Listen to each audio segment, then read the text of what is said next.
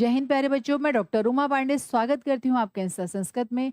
Insta Sanskrit जहाँ आपको मिलता है कक्षा 4 से लेकर 12 तक के व्याकरण बिंदुओं और पाठ्य पुस्तकों की सरल व्याख्या। आज हम पढ़ने वाले हैं कक्षा 6 का पहला पाठ। पाठ्य पुस्तक का नाम है रुचिरा और उसका पहला पाठ आज हम पढ़ने वाले हैं शब्द परिचय। शब्द परिचय जिसके बारे में आज हम थोड़ा सा पढ़ने वाले हैं, लेकिन इससे पहले कुछ और जरूरी जानकारी है जो हम पहले उसको समझेंगे और फिर हम पाठ तक पहुंचेंगे। देखिए, कक्षा 6 में क्या होता है, कुछ विद्यालयों में तो संस्कृत कक्षा 6 से ही शुरू होती है, तो वहाँ पर बच्चों को अभी बहुत ज़्यादा विस्तार से इसके बारे में नहीं पता। लेकिन कुछ विद्यालयों में कक्षा 4 और 5 में क्या होता है, संस्कृत शुरू कर दी जाती। तो वो संस्कृत का जो प्रारंभिक ज्ञान है, उसके बारे में थोड़ा बहुत जान लेते हैं, समझ लेते हैं। और हम जो ये पाठ शुरू करने वाले हैं, हम क्या करेंगे, पहले जो इसके इससे पहले की जो जानकारी है, पहले एक बार उसको थोड़ा-सा समझ लेते हैं, फिर हम पाठ पर आते हैं, ठीक है? तो आइए, देखिए, पाठ का नाम है शब्द परिचय। तो किसके बारे में परिचय मिलने वाला है इस पाठ में हमें? शब्द के बारे में। अब शब्द, आइए पहले इसी को समझ लेते हैं। क्या? शब्द। अब संस्कृत में क्या है कि शब्दों का प्रयोग दो तरह से किया जाता है। शब्द कैसे किया जाता है? एक तो शब्द रूपों के बारे में, है ना? एक होते हैं शब्द रूप और एक होते हैं धातु रूप। ठीक है? एक होते हैं शब्द रूप, एक होते हैं धातु रूप। धातु रूपों का प्रयोग किस लिए होता है? क्रिया के लिए होता है। और शब्द रूपों का प्रयोग किस लिए होता है? संज्ञा, सर्वनाम और विशेषण शब्दों के लिए शब्द रूपों का प्रयोग किया। ठीक है? अब संज्ञा शब्द यदि हम देखें तो संज्ञा शब्द मुख्य रूप से 3 तरह के होते हैं। कौन से? एक होते हैं पुल्लिंग,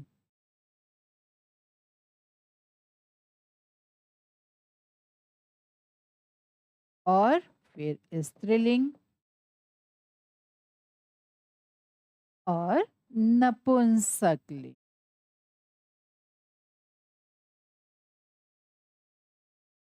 पुल्लिंग जिनसे हमें पुरुष जाति का पता चलता है, स्त्रीलिंग जिनसे हमें स्त्री जाति का पता चलता है, और जो इनसे भिन्न शब्द होते हैं वो नपुंसकलिंग के अंतर्गत आते हैं। ठीक है? आज इस पाठ में जो हम पढ़ने वाले हैं, वो हम पुल्लिंग अकारांत शब्दों के विषय में पढ़ने वाले हैं।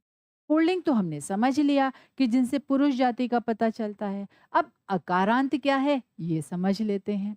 देखिए, अकारांत का मतलब होता है वे शब्द जो अ से अंत होते हैं, जिनके अंत में अ होता है। जैसे यहाँ पर एक शब्द मैंने लिखा, बालक। ठीक है? अब अगर इस बालक शब्द का वर्ण विच्छेद किया जाए तो क्या होगा? आइए इसको देख लेते हैं। जैसे प धन आ, धन ल, धन अ, धन क, धन अ। अब ये वर्ण विच्छेद क्या होता है? वर्ण विच्छेद का मतलब होता है वर्णों का विच्छेद, मतलब स्वर और व्यंजन के अनुसार वर्णों को अलग करके लिखना वर्ण विच्छेद होता है। धन क्या होता है? संस्कृत में जो प्लस का साइन होता है उसको हम कहते हैं धन। ठीक है? अब देखिए, हमने जब बालक शब्द का वर्ण विच्छेद किया, क्या हुआ? ब धन आ धन ल धन अ धन क धन अ। अब इसका मतलब इसके अंत में क्या है? अ। तो इसका मतलब ये शब्द क्या हो गया? अकारांत। अकारांत मतलब अ से अंत होने वाला शब्द। अकारांत अ से अंत होने वाला शब्द। और भी शब्द हो सकते हैं, जैसे बालक है, छात्र है, राम है, देव है, अनुज है, श्याम है। कोई भी ऐसा शब्द जो पुल्लिंग हो और अ से अंत होता हो, वो क्या होगा? पुल्लिंग अकारांत। ठीक है? यहाँ तक समझ आया? अब देखिए, ये जो अकारांत शब्द हम बात कर रहे हैं जिसके बारे में, संस्कृत में 3 वचन में शब्दों का प्रयोग किया जाता है। एक वचन, द्विवचन और बहुवचन। ठीक है? रूप भी इसी तरह से चलते हैं। जैसे अगर मैं बालक का रूप लिखूँ तो क्या होगा? बालकः, बालकौ और बालकाः। हुँ, बालकः ये क्या है हमारा एक वचन और ये हो जाएगा हमारा द्विवचन और ये है हमारा बहुवचन, ठीक है? अब देखिए एक वचन, द्विवचन, बहुवचन इनका कैसे प्रयोग होते हैं? एक वचन एक के लिए अगर हमें कहीं पर कहना है एक बालक तो हम क्या बोलेंगे? बालकः।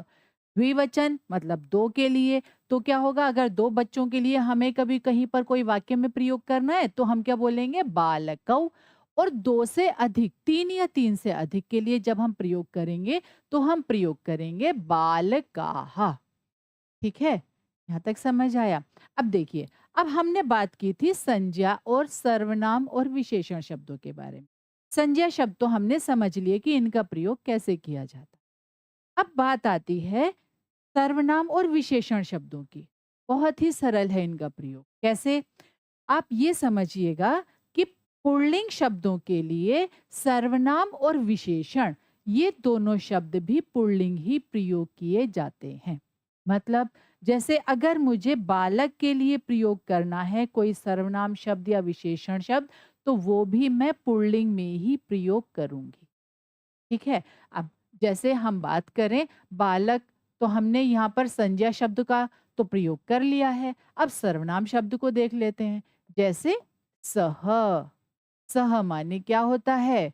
वह। और तौ, तौ माने वे दोनों। ठीक है?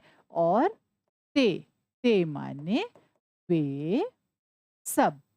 सह माने वह, तौ माने वे दोनों, ते माने वे सब। ये क्या है? पुल्लिंग के सर्वनाम शब्द। एक वचन अभी हम क्या कर रहे हैं? प्रथमा के बारे में ही बात कर रहे हैं। इसी तरह से एषः, एषः माने यह। और एतौ, एतौ माने ये दोनों। और एते, एते माने ये सब। ठीक है? क्या? सह माने वह, तौ माने वे दोनों, ते माने वे सब। ठीक? इसी तरह से एषः माने यह, एतौ माने ये दोनों, एते माने ये सब। ठीक? ये जो सर्वनाम शब्द हैं, ये क्या है? पुल्लिंग के सर्वनाम शब्द हैं। और इस पाठ में आज हम यही समझने वाले हैं।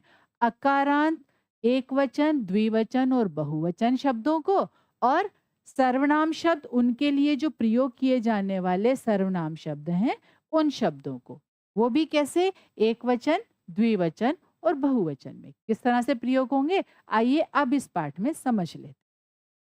जैसे एषः कः, एषा। अब देखिए अगर हम देखें ये जो ग्लास है ये पास रखा हुआ है। पास रखा हुआ है तो इसके लिए हम क्या प्रयोग करेंगे? एषः माने यह। तो एषः का अर्थ क्या है? अभी हमने पढ़ा था यह। कः माने कौन या क्या, है ना? तो यह कौन है? यह कौन है? जो पास में है, जो पास की चीजें होती है उसको हम कहते हैं ना यह। दूर की चीज को हम क्या कहते हैं? वह।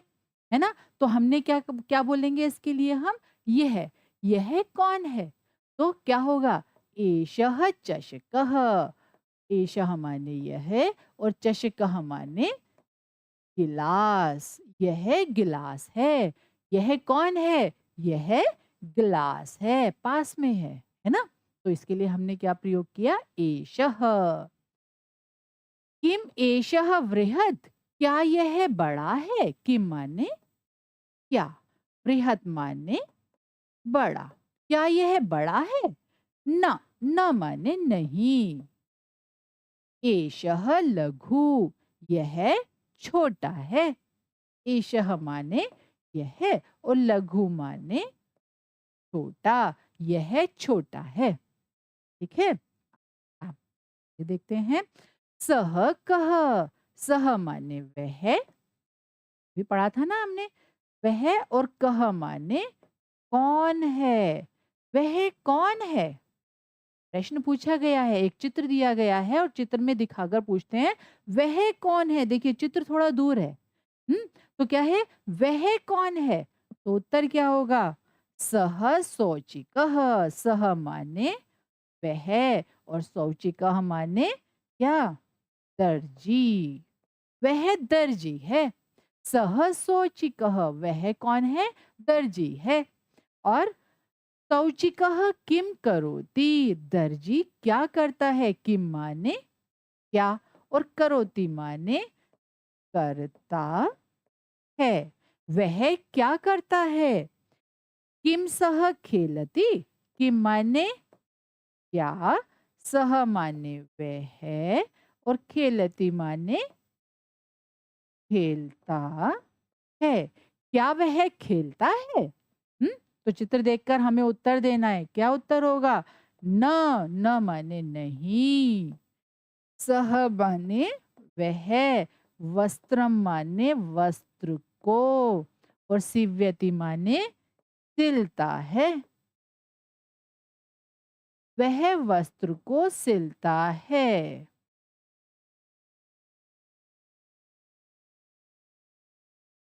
वह वस्त्र को सिलता है। तो यहाँ हमने क्या देखा? यहाँ हमने देखा जो पास की वस्तु है उसके लिए हमने क्या प्रयोग किया? एषः। और दूर के लिए हमने क्या प्रयोग किया? सः। और ये हम किसके लिए प्रयोग कर रहे हैं? अकारांत पुल्लिंग शब्दों के लिए। ठीक है, ये चलते हैं। एतौ कौ। अब देखिए पास में ही ये चित्र है तो क्या कहते हैं? एतौ माने ये दोनों। ये दोनों कौन हैं? ये दोनों कौन हैं? कौन है ये दोनों? एतौ शुनकौ स्तः। ये दोनों, शुनकौ माने कुत्ते। ये दोनों कुत्ते और स्तः माने हैं। ये दोनों कुत्ते हैं। किम एतौ गर्जतः? क्या एतौ माने ये दोनों और किम माने क्या? क्या ये दोनों गर्जतः माने गरजते हैं? क्या ये दोनों गरजते हैं? कौन गरजता है? कुत्ते गरजते हैं? नहीं, शेर गरजता है। तो कहते हैं क्या ये दोनों गरजते हैं? तो क्या कहते हैं? नहीं, न। एतौ उच्चैः बुक्कतः। एतौ माने ये दोनों, उच्चैः माने जोर से। उच्चैः माने जोर से, ये दोनों जोर से, बुक्कतः माने भौंकते हैं। ये दोनों जोर से भौंकते हैं, गरजते नहीं है, है ना? अब क्या कहते हैं? तऊ कऊ। वे दोनों कौन है? किसके बारे में बात हो रही है? देखिए यहाँ पर जो किसान है वो तो एक है, दो क्या है? बैल, है ना? तो क्या कहते हैं? तऊ कऊ। तऊ माने वे दोनों, कऊ माने कौन है? वे दोनों कौन है? तौ बलिवर्दौ स्तः। वे दोनों तो बलिवर्दौ माने बैल हैं। वे दोनों बैल हैं। हुँ? किम तौ धावतः? किम माने क्या? तौ माने वे दोनों। क्या वे दोनों धावतः माने दौड़ते हैं? क्या वे दोनों दौड़ते हैं? हुँ? न।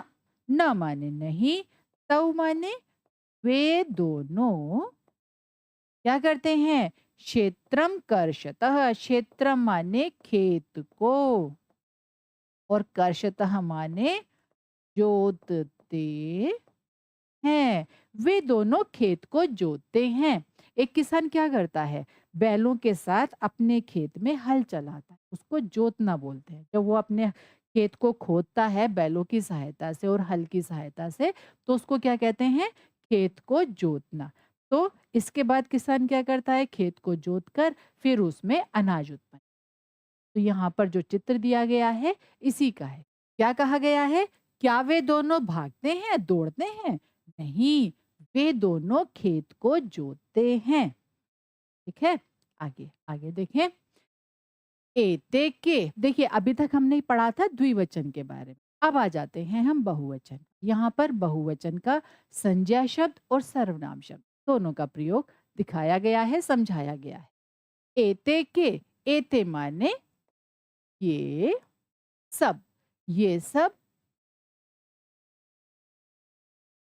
कौन है? ये सब कौन है? तो क्या कहते हैं? एते स्यूताः सन्ति। ये सब, स्यूता माने थैले, थैले या बैग, संति माने हैं। ये सब थैले या बैग हैं। किम एते हरितवर्णाः, क्या ये हरे रंग के हैं? क्या रंग है इनका? हरितवर्णाः, यहाँ पर क्या होगा? हरे रंग के हैं। क्या ये हरे रंग के हैं? प्रश्न पूछा गया है। तो क्या कहते हैं उत्तर? नहीं, एते नीलवर्णाः सन्ति।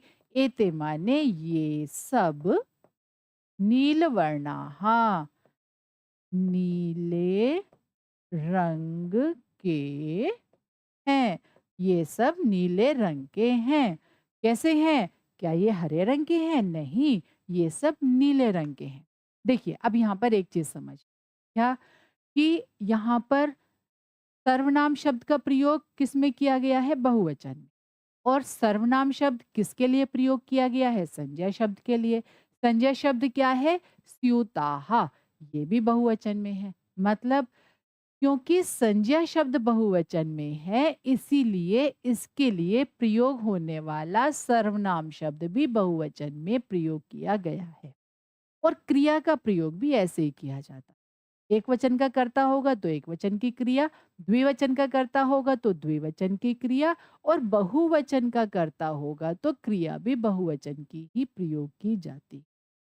पहले आप यहाँ पर अकारांत के एक वचन, द्विवचन और बहुवचन शब्दों को, उनके लिए प्रयोग होने वाले सर्वनाम शब्दों को समझ लें। संस्कृत का प्रारंभिक परिचय, उसके लिए जो प्रारंभ में आप लोगों के लिए जो जानकारी बहुत जो ज़रूरी होती है, उससे संबंधित 3 वीडियो बनाई गई हैं जो कि डिस्क्रिप्शन में दी गई हैं। उनको आप ज़रूर देख लीजिएगा। उनको देखने के बाद आप संस्कृत के प्रारंभिक स्वरूप से परिचित हो जाएँगे। फिर ये पाठ आपके लिए बहुत सरल हो जाए और भी आसानी से समझ आ जाए। ठीक है? चलिए आगे चलते हैं। ते के, वे सब क्या है? ते माने वे सब, देखिए दूर हैं, है ना? तो इसलिए क्या प्रयोग किया गया है इनके लिए? ते। और के माने कौन? वे सब कौन हैं? ते वृद्धाः सन्ति।